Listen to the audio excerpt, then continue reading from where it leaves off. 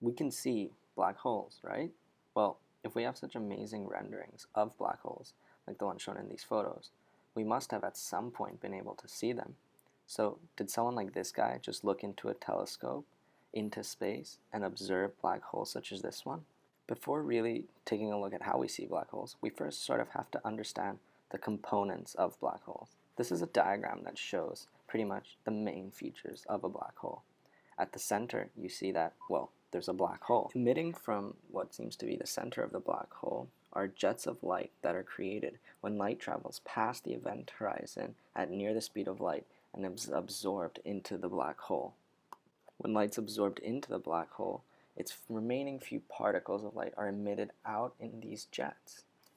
Finally, surrounding the black hole is what we call the insertion disk. The insertion disk is essentially a collection of matter that's traveling along the space band of the black hole.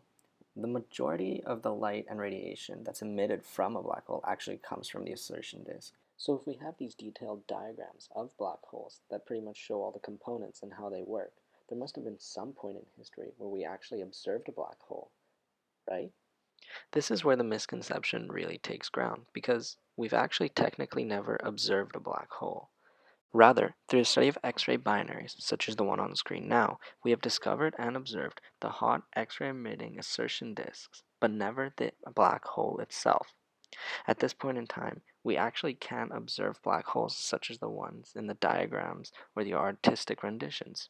And this is due to technological constraints. We just don't have the technology to observe black holes.